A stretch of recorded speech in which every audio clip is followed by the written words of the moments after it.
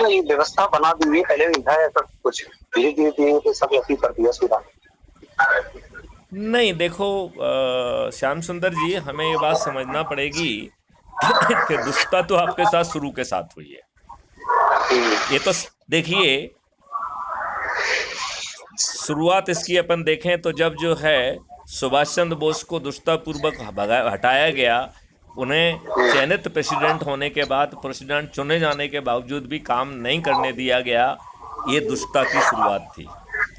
यदि आप आज सो कॉल्ड स्वाधीन हैं, स्वतंत्र तो नहीं हैं, स्वाधीन हैं, तो उसके लिए जवाहरलाल नेहरू या महात्मा गांधी जिम्मेवार नहीं है।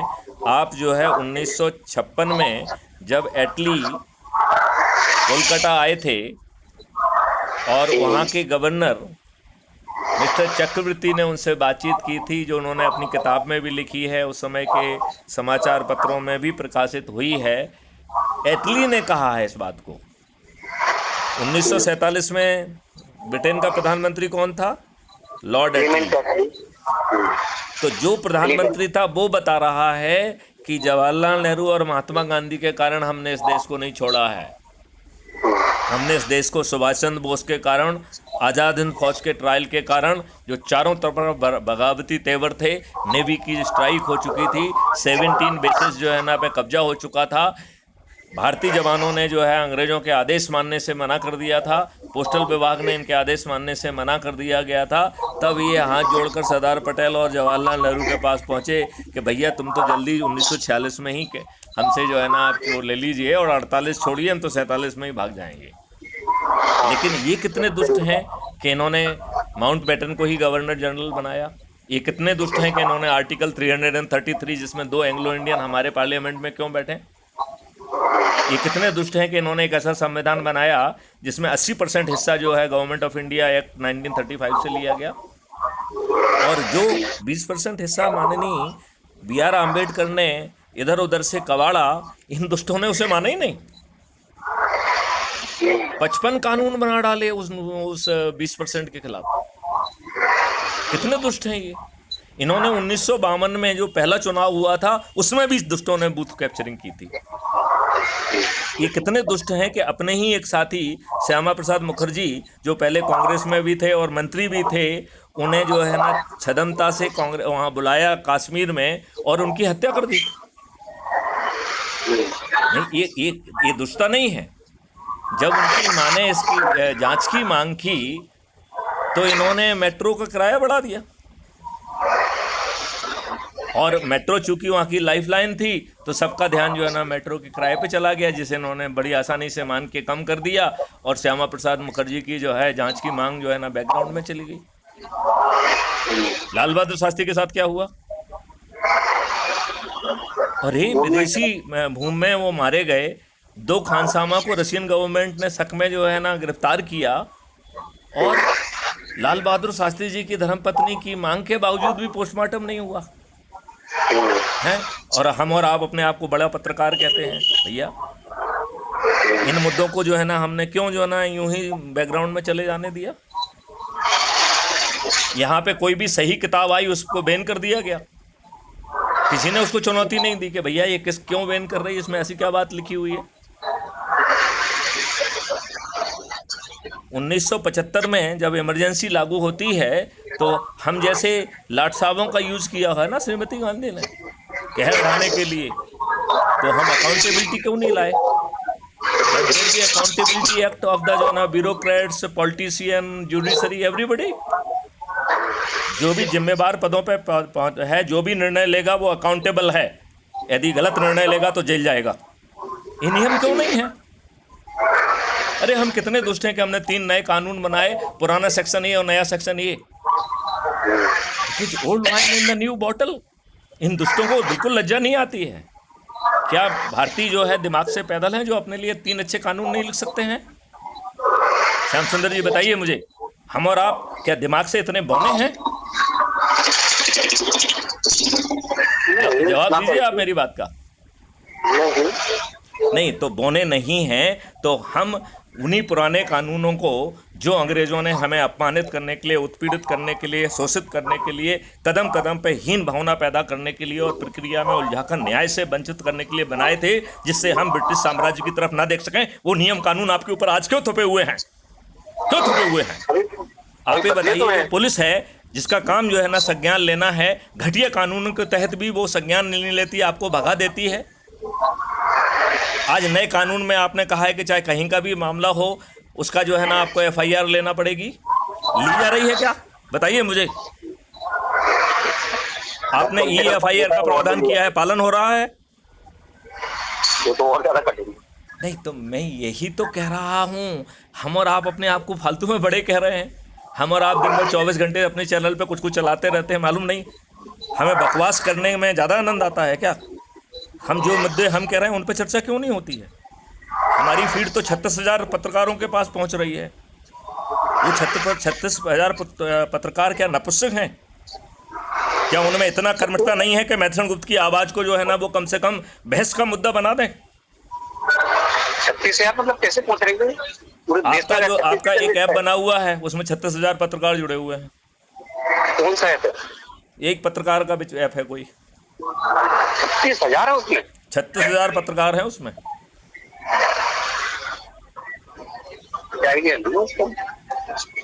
अरे हम कह रहे हैं जिनको जो लोग भी उसमें जुड़े हैं 1,000 2,000 डिस्काउंट भी कर दें, आधे भी डिस्काउंट कर दें तो 18,000 कम होते हैं क्या?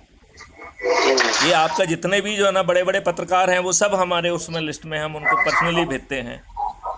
साले सब शिखंडी हैं। आज का पत्रकार जो है वो संविधान का चतुर्थ स्तंभ नहीं है, वो इस डेमोक्रेसी का चतुर्थ स्तंभ नहीं है। वो पेट पालने वाला गरीब बेकार व्यक्ति है जो अपने बच्चों का पेट पाल रहा है। उसके अंदर नैतिक साहस ही नहीं है। मैं श्याम सुंदर गोयल जी, ये जानते हुए कि आप पत्रकार हैं, मैं इतनी बड़ी बात कह रहा हूँ, आप मेरी बात से सहमत हैं या असहमत हैं? रियलिटी जो है वो है, तो तर्क वाली कोई बात ही नहीं है। नहीं, तो इस रियलिटी को बदलने के लिए क्या इस देश में एक भी ऐसा पत्रकार नहीं है जो इन मुद्दों को जो है ना बहस का हिस्सा बनाए?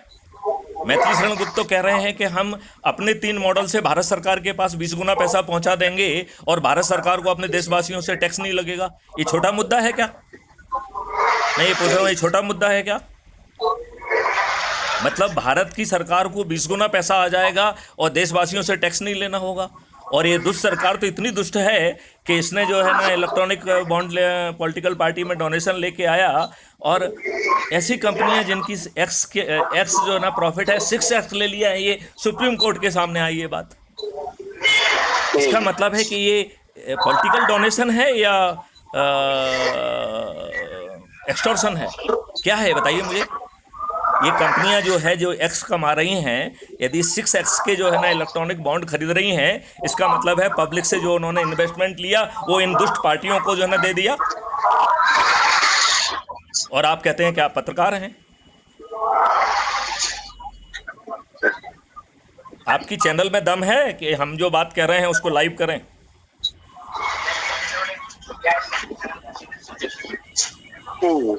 नहीं, श्याम सुंदर जी, मैं आपसे, आप अपने चीफ से मेरी बात करा दीजिए।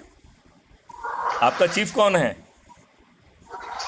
हमारा सिस्टम अलग ही है। मैंने आपसे जो बात की थी, हाँ, वो उस संदर्भ में की थी कि मैं आपको वहां से जानता था, एज ए जर्नलिस्ट के रूप में मैंने आपसे बात नहीं की है। नहीं, देखो, मैं बात वो नहीं कह रहा हूँ। मैं ये कह रहा हूँ कि हमने पॉलिटिकल पार्टी बनाई, हमने कहा हम कोई पॉलिटिकल एक्टिविटी नहीं करेंगे। पॉलिटिकल पार्टी क्यों बनाई है? जिससे इसी व्यवस्था के तहत इन राजनेताओं और राजनीतिक पार्टियों को नष्ट कर सकूं। राजनीति के लिए नहीं बनाई है। और हम ये कह रहे हैं कि आप जो है अच्छे भारत का संकल्प जो है का संदेश हमारा जन जन तक पहुंचाने में हमारी मदद करिए। हम तो 9 दिन में चमत्कार कर देंगे। 9 दिन में चमत्कार हो जाएगा। मैं वही तो कह रहा हूँ कि मैंने तो जस्ट एकदम पोस्ट देखी थी जी। पोस्ट देखने के बाद, क्योंकि मैं आपके वो पुराने क्रिएटिव माइंड है उसको जानता था, तो इसलिए मैंने कि इंस्पायर कर रहा हूँ उस समय भी। तो मैंने कि चलो ठीक है जी।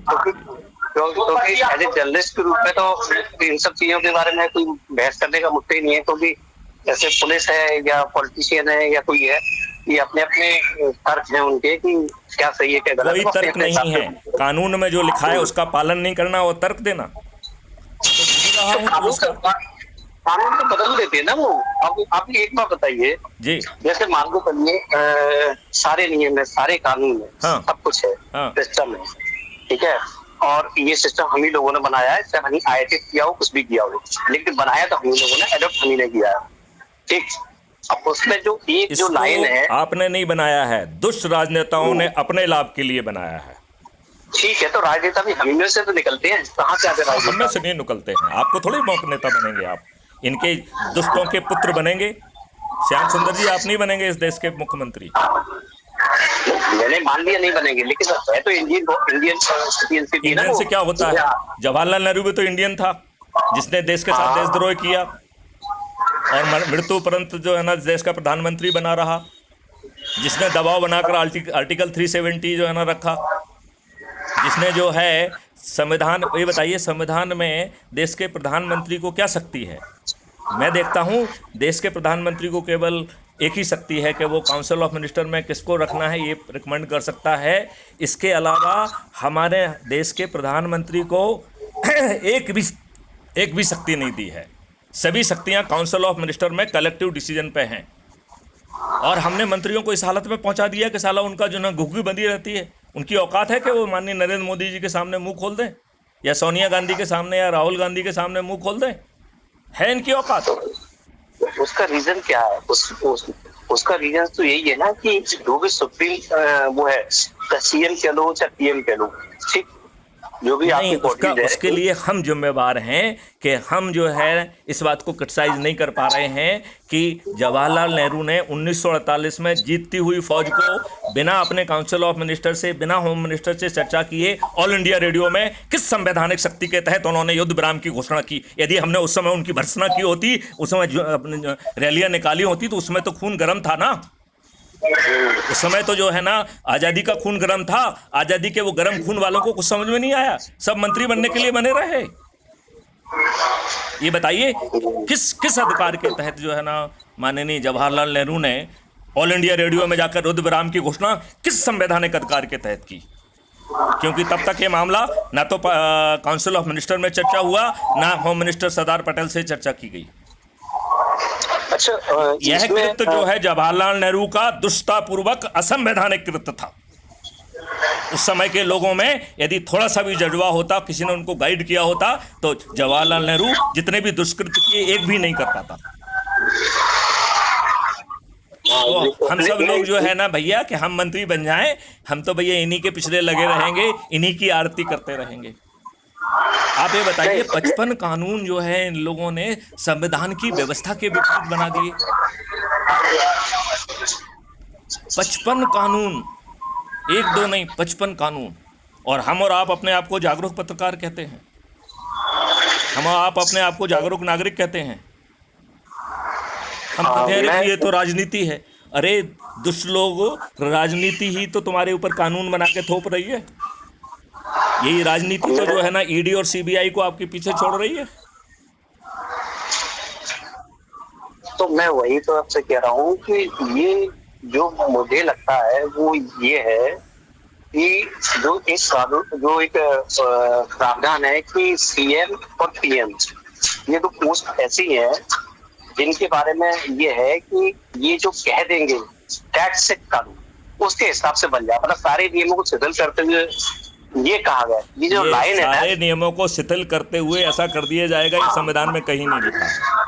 ये शुद्ध चाटुकार लोगों को अपने लाभ की, ये उनका अपना सिद्धांत बना लिया है कि भैया इसी में हमारा लाभ है, हम इनके नाम की बाजा जो है ना माला जपेंगे तो विधायक बन जाएंगे, सांसद बन जाएंगे, मंत्री बन जाएंगे। कुत्ते को जैसे रोटी मिलती है ऐसे ही हमको कोई टुकड़ा मिल जाएगा। ये साली हमारी वो एग्जिस्टेंस जो चीज है अभी, जिसके माध्यम से सारी चीज हो रही है। मतलब आपको सीएम और पीएम के जो पावर्स है कि वो सारे रूल्स और रेगुलेशन होगा, तो रूल्स और रेगुलेशन बचेगा नहीं। लेकिन मैं ये कह रहा हूँ जो 24 घंटे चलने वाली इतनी चैनल हैं, इनमें से किसी को भी कोई भी मुद्दा नहीं दिखता है। मैथिली संगीत चिल्ला के कह रहे हैं 11,000 पोस्ट, उन्हीं को मुद्दा बना दें, और हम तो कह रहे हैं हम इस देश को बदल देंगे। हम तो कह रहे हैं हम अपने ही 3 मॉडल से भारत सरकार को 20 गुना ज़्यादा पैसा देंगे, भारत के किसी नागरिक को टैक्स नहीं देना होगा, ना इनकम टैक्स होगा, ना जो है ना कॉर्पोरेट टैक्स होगा, ना सेंट्रल जीएसटी होगी, ना स्टेट जीएसटी होगी। और इतना छोड़ो, आज जो है ना मध्य प्रदेश अकेले में 18,000 किसानों ने, पुराने आंकड़े हैं 2018 के, 18,000 किसानों ने जो है आत्महत्याएं की हैं। तो हम तो कह रहे हैं कि हम एक हर भारतीय को एक कल्पवृक्ष अकाउंट दे देंगे, जो उसके ही अकाउंट की शैडो होगी, उसे जब भी धन की जरूरत होगी बिना किसी आवेदन के, बिना किसी अनुमोदन के मिल जाएगा। हम आपको कर्ज मुक्त भारत दे देंगे। इस पे बहस तो करो भाई साहब, कम से कम कुछ नहीं तो भ्रम फैलाने के लिए मैथिलीशरण गुप्त की भर्त्सना ही कर दो यार, कि आप तो डीजी रहे हैं, 7 साल तक डीजी के पद पे रहे हैं, आपने बड़े बड़े काम किए हैं, अब ये 60 साल के बाद क्या आप सठिया गए हैं क्या? अरे ऐसा नहीं, मैं तो ये कह रहा हूँ कि यदि आपको लगता है कि मैं गलत हूँ तो मेरी ही भर्त्सना करो ना, कुछ तो करो ना। और हम तो कह रहे हैं माननीय मैथिलीशरण गुप्त जी जो लिख के गए हैं, कविता पढ़ के सुन लेते हैं जरा। नर हो न निराश करो मन को, कुछ काम करो कुछ नाम करो, जग में रहकर कुछ नाम करो। राइट? तो मैथिलीशरण गुप्त जी ने इतनी अच्छी कविता लिखी है, नर हो न निराश करो मन को, कुछ काम करो कुछ काम करो, जग में रहकर कुछ नाम करो, यह जन्म हुआ किस अर्थ हो, समझो जिससे यह व्यर्थ ना हो, कुछ तो उपयुक्त करो तन को, नर हो न निराश करो मन को, समलो की सुयोग न जाए चला, कब व्यर्थ हुआ सदुपाय भला, समझो जग को न निराश अपना, पथ आप प्रशस्त करो अपना, अखिलेश्वर हैं अवलंबन को, नर हो न निराश करो मन को, जब प्राप्त तुम्हें सब तत्व यहाँ, फिर जा सकता है सत्य कहाँ, तुम स्वत सुधा रस पान करो, उठ के अमृत विधान करो, दरूप रहो भव कानन को, नर हो न निराश करो मन को, निज गौरव का नित ज्ञान रहे, हम भी कुछ हैं यह ध्यान रहे, मरणोत्तर गुंजित गान रहे, सब जाए अभी परमान रहे, कुछ हो न तजो निज साधन को, नर हो न निराश करो मन को, नर हो न निराश करो मन को। श्याम सुंदर जी कितनी अच्छी बात लिखी मैथिलीशरण गुप्त जी ने, बताइए आप, अच्छी बात लिखी कि नहीं लिखी? हाँ, बातें तो अच्छी होती है, जब एग्जीक्यूशन पे आती है सब खराब हो जाता है सब कुछ मामला। आपने यदि अकाउंटेबिलिटी एक्ट लाता ना, तो एग्जीक्यूशन गलत करने वाले जो है या तो वो जेल में होते या गलत करने की हिम्मत नहीं करते, लेकिन नहीं आ पाए ना। तो अब हमने आपको मौका दे दिया है ना कि अच्छे भारत का संकल्प लो, बाकी मैथिलीशरण गुप्त कर देंगे। बस आपको जो है अपने बच्चों को, खुद को, अपने रिलेटिव को, अपने जो है मित्रों को, अपने पड़ोसियों को, जिन लोगों से भी आप जुड़े हैं उनको अच्छे भारत का संकल्प दिलाना है। और वो लें तो ठीक है, नहीं है आप तो आप कहो कि ये सामने मेरे इतने लोग खड़े हुए हैं, इनमें से किसी को अच्छा भारत नहीं चाहिए, लेकिन मुझे मैथिलीशरण गुप्त का अच्छा भारत चाहिए, मैं संकल्प लेता हूँ। और जो लोग नहीं शपथ ले रहे हैं उनका दिखा दो कि ये दुष्ट हैं, इन्हें अपने बच्चों के लिए अच्छा भारत नहीं चाहिए, इनको इसी दुष्ट व्यवस्था में जूते लाते खाना मंजूर है, उन्हें जो उनका सिर फटा होगा पुलिस गाली देके भगा देगी, उन्हें मंजूर है। राजनीतिक दबाव में, पैसे के दबाव में झूठे मुकदमे कायम करके, एफआईआर को तायद करते हुए झूठे बयान करके तुमको जेल में भेज दिया जाएगा। ये दुष्ट जुडिशरी आपको जमानत नहीं देगी, आप सालों साल जेल में सड़ेंगे। अभी उत्तर प्रदेश का एक मामला है, 103 साल का बेचारा बुजुर्ग 43 साल जेल में काट के बाइज्जत बरी हुआ है। अब वो उस इज्जत का करे क्या, ये बताओ मुझे। आपने सुना होगा उत्तर प्रदेश में 130 बाइज्जत बरी करेगा क्या? नहीं, मैं वही कह रहा हूँ कि वो जो इज्जत का क्या करे बेचारा का, 103 साल का हो गया है, वो जेल में कुछ जीव ही लिया इतना। वो जो है ना थोड़ा सा अच्छा जीवन था उसका, बेचारा इतना कष्ट सहने के बाद भी जिंदा रहा। 103 साल की उम्र में उसको जो है बाइज्जत बरी किया गया है, वो 43 साल जेल में रहा है। ऐसी है हमारी दुष्ट न्याय व्यवस्था। ये चीज़ आप बताओ मुझे, 3 दिन में 7 दिन में न्याय क्यों नहीं मिल सकता है? मैथिलीशरण तो गुप्त तो कह रहे हैं कि अधिकतम 30 दिन में आपको बिना कोर्ट कचहरी जाए distributed video based trial system के माध्यम से हम न्याय देंगे। तो श्याम सुंदर जी, मेरे एक साथी ने मुझसे कहा कि सर मुझे मालूम है कि आपने 13 डिग्रियाँ की हैं, मुझे मालूम है कि आपने जो है 12 स्मार्ट इंडिया हैकाथॉन की हैं, आपको 3 अवार्ड मिले हैं, 13 मेडल मिले हैं। आपने 32 जो है आईआईटीज और टेक्निकल इंस्टीट्यूशन और यूनिवर्सिटी से साथ एमओयू करके हज़ारों बच्चों को जो है ना ट्रेनिंग देकर टेक्नोलॉजी डेवलप कराई है। तो ये बात तो मुझे समझ में आती है कि आप जो है distributed video based trial system से हमें 30 दिन में जजमेंट दिला देंगे, लेकिन आप न्याय कैसे दिलाएंगे जब मैं कोर्ट में देखता हूं कि मेरी आंखों के सामने वो मुंशी जो है ना सबके सामने घूस खा रहा है। ऐसे जजेस से, ऐसी न्यायिक व्यवस्था से आप हमें कैसे न्याय दिलाएंगे? तो मैंने जो उसको जवाब दिया श्याम सुंदर जी, वो आपको दूं क्या? तो मैंने उसको कहा कि मैं सिर्फ 3 सुझाव करूंगा और 1 मिनट के लिए मान लेता हूं कि तू ही जो है ना सुप्रीम कोर्ट का जज है, फिर मुझे बताना तू न्याय करेगा कि नहीं करेगा, तू बताना, बाकी लोगों को छोड़ो, ठीक है ना? तो बोले साहब कैसे बात करते हैं आप तू तड़क करके? मैंने कहा देखो यार, ऐसे मुद्दों में तो तू तड़क करके ही बात करते हैं, क्योंकि हम चुनौती दे रहे हैं, ठीक है ना? अच्छा बोले साहब ये बताओ चलो करोगे क्या? मैंने कहा मैं 3 सरल उपाय करूंगा। Number 1, contempt of the court act को रिपील करूंगा।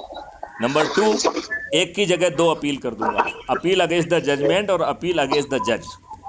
जो दूसरी नई अपील है, अपील अगेंस्ट द जज, ये बड़ी बेहतरीन अपील है। इसमें हम सीधा आरोप लगा सकेंगे जज के विरुद्ध तो देखो ये साक्ष्य हैं, इन जज महोदय के द्वारा इन साक्ष्यों को नज़रअंदाज करके जानबूझ के गलत निर्णय दिया है। तो जज महोदय को स्वयं कटघरे में आके अपने जजमेंट को डिफेंड करना होगा, और यदि वो जजमेंट को डिफेंड नहीं कर पाए तो वो डी पैनल हो जाएंगे। डी पैनल का मतलब है वो जज नहीं रहेंगे, राइट? फिर उन्हें मुझे लाखों का हर्जाना देना पड़ेगा, और यदि हमने कोई आपराधिक सांठ-गांठ उसमें पकड़ ली तो जज महोदय जेल और चले जाएंगे। अब मैंने उनसे कहा अपने भाई साहब से, मैंने कहा भाई साहब आप ये बताइए, आपको मेरे लहजे में कुछ तनखी दिख रही थी, अब मुझे ये बताओ कि मैं आपको चुनौती देता हूँ कि आप न्याय करोगे या अन्याय करोगे? बोले नहीं नहीं सर, यदि ऐसी व्यवस्था हो जाएगी फिर तो न्याय ही करना पड़ेगा, नहीं तो हम जेल चले जाएंगे। तो मैंने कहा इसमें कुछ कठिनाई है क्या? बोले हाँ साहब कठिनाई है, एक नियम कानून ही नहीं बनाएंगे।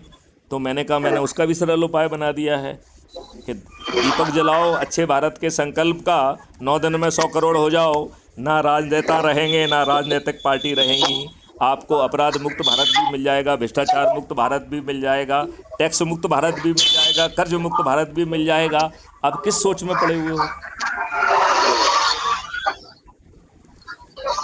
तो इतनी वार्तालाप सुन के श्याम सुंदर जी आपको कैसा लगा ये बताइए? मुझे तो इस मामले में देखो, आप जो कह रहे हो वो आप कर सकते हो, करा भी सकते हो जी, लेकिन कहते नहीं भारतीय व्यक्ति, मतलब भारत के अंदर इतनी डाइवर्सिटी है कि मतलब वो एक अलग अलग वर्गों के गिरे लोग, उनको इतनी नॉलेज और वो सब चीजें नहीं है, ना ही वो तो गेन करते हैं। देखो श्याम सुंदर जी, हम उनको नॉलेज नहीं बढ़ाएंगे, तो उनके लिए जो राजनीतिक व्यवस्था है तो वो सबके लिए भी है। नहीं आप बातें नहीं समझ रहे हो। हम क्या कह रहे हैं? हम भारत के हर नागरिक से कह रहे हैं कि तुम दुर्जन हो बने रहो, तुम दुष्ट हो बने रहो, तुम अपराधी है बने रहो, तुम किसी पार्टी के, किसी संस्था के, चाहे वो राजनीतिक हो, चाहे धार्मिक हो, चाहे जो है ना सामाजिक हो, चाहे व्यावसायिक हो, आप उसके अंधभक्त हो बने रहो। हम आपका ना सोच बदलेंगे, ना क्रिया बला बदलेंगे, ना कुछ बदलेंगे भैया हम। क्योंकि मेरा ये मानना है कि आप जहाँ पर भी पहुँचे हो, या तो आपको सामाजिक व्यवस्था ने कॉर्नर करके वहाँ पहुँचाया है, और या आपको वहाँ पर कुछ अवसर दिखा है अपने लाभ का। हम जो है आपकी इकोसिस्टम बदल देंगे, ना तो आपको अवसर दिखेगा और ना ही आपको कोई मजबूरी बचेगी। तो मुझे तो विश्वास है कि कोई व्यक्ति दुष्ट अपराधी रहेगा ही नहीं। हाँ, अगर ये व्यवस्था हो जाती है तो करेगा, ऐसी चक्कर में तो करते हैं सारे लोग। तो श्याम सुंदर जी, क्या मैं इतनी वार्तालाप से ये मानूं कि कम से कम मैंने श्याम सुंदर जी का दिल जीत लिया है? नहीं, मैं तो देखिए, आपको शायद ध्यान होगा जी, जब जब मैं डीवी स्टार दैनिक भास्कर में था जी, तो एक महिला को पुलिस ने फंसाया था, और फंसाने के बाद उस पे मतलब जो केस किसी और के उसमें था, हत्या का चार्ज किसी और पर लगा रहा थी जो साथ, लेकिन जब वो उसकी डेथ हो गई उसके पति की, तो 302 करके तो उसकी पत्नी पे लग गया। समझ रहे हैं? और पत्नी इतनी गरीब, कहाँ रहती, कुछ नहीं, दो पतियों का था। तो मुझे इंफॉर्मेशन मिली थी कि ऐसा कुछ होने वाला है, तो होने वाला है, तो फिर मैंने कहा इंस्टिंक्ट जागा, फिर मैं उसके घर तलाश से पहुंचा, फिर वो जेल पहुंचा दिया था उसको, फिर जेल पहुंचा के जेल से मिल के आया उसको, फिर उसने बताया कि वो 7 पुलिस वाले थे उस समय, तो उन्होंने उनको बहुत मतलब फिजिकली असॉल्ट करके, तो मुझे ये कहना पड़ा कि हाँ मैंने अपने पति का कत्ल किया। तो उसके बाद वो केस, बाकी सारे दैनिक भास्कर वगैरह सारे अखबारों के अंदर ये था कि पत्नी ही निकली कातिल, जबकि मेरी बेटी की मजबूर किया गया, वो पूरे एविडेंस के साथ, पूरे उसके साथ मैंने किया। उस कटिंग को देखा एक एनजीओ वाले ने, उस एनजीओ वाले ने उसका केस फाइल किया। अब मुझे नहीं पता क्या चल रहा बैकग्राउंड में, कि उसको मैंने जो एविडेंस दिए थे, और अंशुमन जी थी ना उस समय एसपी साउथ, हाँ अंशुमन जी से मिलने गया था, तो बोलते श्याम तुम मेहनत तो बहुत कर रहे हो, लेकिन हमने एविडेंस ऐसे बनाए हैं कि मतलब उसको कम से कम उम्र के उस लेडी को। अब देखिए अंशुमन ने भी बात ये कही, मैंने एविडेंस बनाए हैं, इसका मतलब है उन्होंने एविडेंस फैब्रिकेट किए हैं। हाँ, तो मतलब उनको इतने उन्होंने बोले कि वो करके नीचे, तो मैंने कि सर आप भी यही हैं और मैं भी यही हूँ, ठीक है, आप इसको सजा नहीं दिलवा पाएंगे चाहे आप कितने भी एविडेंस बने हो, वो सब तो मुझे पता है। तो वो चीज कहीं ना कहीं रिवील चीजें होंगी, बोले देखते कर लो प्रयास। तो मैंने कहा ठीक है सर। 6 महीने बाद मुझे कॉल आया कि उस जो लेडी थी उसको बरी कर दिया गया 6 महीने के अंदर, क्योंकि वो एनजीओ ने पूरे वो करा, और वो उसको जो भोपाल कोर्ट था उसने अप्रिशिएट किया था कि जनरली वो तो ऐसे ही हो कि मतलब जिसमें कोई लाभ नहीं, हानि नहीं, मतलब चीजें करके मतलब उसकी तो जान चली गई थी, उसका तो परिवार आता नहीं, कोई भी तो वो नहीं हो पाता। तो फिर करके उन्होंने वो किया, लेकिन उसका ऐसे ही मेरे कई दुश्मन बनते चले गए इस मामले में, क्योंकि फेयर के मामले में, तो मुझे दैनिक भास्कर क्यों निकाल दिया गया। अब बताओ, जॉब छोड़ के खबर में दिल्ली आया, तो आप ऐसे में आप क्या करोगे? अगर आप सच की आपने अपने चीजें सच के ऊपर करी, और सच के ऊपर भी अगर क्या नाम है, अगर आपको बात में एक समय में आके आपको अगर सिस्टम से अलग कर दिया जाएगा, तब तो सर्वाइवल किसको होगा? आप बिल्कुल सही कह रहे हैं कि ये व्यवस्था इतनी दुष्ट है कि आपके पेट पर लात मारती है और अपनी दुष्टता जारी रखती है। हाँ, उसका क्या सॉल्यूशन है? उसका सॉल्यूशन अच्छे भारत का संकल्प। संकल्प तो ले लोगे, लेकिन मैं बाकी काम तो मुझे करना है ना, आपको थोड़ी करना है। अरे मैं समझ गया, कल मेरी बात नहीं है, ऐसे चलो मैं अभी आपको 10-15 मिनट दूंगा, आप उन्हें पढ़ने के बाद कहना कि आप कुछ नहीं करेंगे और आपको महापरिवर्तित भारत मिल जाएगा। केवल अच्छे भारत का संकल्प लेना है, अपने घर वालों को, रिश्तेदारों को, मित्रों और पड़ोसी और उनको जोड़कर ये बात दोहराना है, सुनना है। यदि वो चाहें तो उनको भी संकल्प दिलाना है, यदि वो ना चाहें तो चिंता मत करिए, अपने आप जो है ना संकल्प जो है ना 100 करोड़ लोगों तक पहुंच जाएगा, ये देश बदल जाएगा। देश तो बदलेगी, और देश तो अपने परिवर्तन हो ही रहा है, लेकिन नहीं ऐसा परिवर्तन नहीं, ये जो है ना 5 मौलिक अधिकार वाला, जिसमें आपको रोजगार का, और वो भी पोटेंशियल का रोजगार का मौलिक अधिकार मिल जाएगा, जिसमें आपको लॉर्ड मैकाले की शिक्षा नहीं मिलेगी, आपको जो है अपने आपके पोटेंशियल के रियलाइज करने की शिक्षा, वो भी सरल टुकड़ों में बांटकर आपको माइलस्टोन के हिसाब से केवल शिक्षा नहीं दी जाएगी, संस्कार दिए जाएंगे, शिक्षा दी जाएगी, स्किल सेट दिया जाएगा, और टेक्नोलॉजिकल एनेबलिंग देकर सतत अभ्यास करके सर्टिफिकेट ऑफ एक्सीलेंस दिया जाएगा, और आपको जो है कोई कार्रवाई नहीं करना होगी, और सिर्फ इतना करने के साथ ही जो है ना आपको आपके पोटेंशियल का रोजगार, आपको उसको लेके जो है ना कहीं बाजार में नहीं जाना होगा, आपको राष्ट्रीय संपदा के निर्माण में लगा दिया जाएगा। और गरीब व्यक्ति को, जिसके खीसे में पैसा नहीं है, उसको एक शैडो कलब्रिज अकाउंट दिया गया है, तो वो कलब्रिज अकाउंट बिना आवेदन पत्र के, बिना किसी अनुमोदन के अपने आप आपको जो है वो वो जो है आपको पैसा देगा, और जब आपका राष्ट्रीय संपदा के निर्माण में पैसा आएगा तो अपने आप कट जाएगा। मतलब वो भी फ्री भी नहीं है, वो भी भारत सरकार के खजाने से नहीं लग रहा है। तो मैं चाहूँगा कि आप जो है उनको दस्तावेज़ों को पढ़िए, और जब आप तैयार हों तो आप मेरी चैनल पे आइए, क्योंकि आपकी चैनल शायद हो सकता है पब्लिश करे चाहे ना करे। मैथिली शरण वो गुप्ता की अपनी करेगा चैनल भी है ना, crime free Bharat mission channel. इन सब चीजों के लिए जो अलग ही सिस्टम है, तो अब नहीं है तो नहीं है, तो मानने नहीं चाहिए। नहीं, मैं कह रहा हूँ मेरे पास उसके लिए भी चैनल है ना। मैं आपको लाइव लेकर, आप वहाँ रहेंगे हम यहाँ रहेंगे, हम लाइव चर्चा कर पाएंगे, जो जो लाइव रिले होगी पूरे दुनिया में। मैथिली शरण गुप्त ठीक का है। जो है ना जबान बंधी हुई है, ना हाथ बंधे हुए हैं, ना सोच बदली हुई है।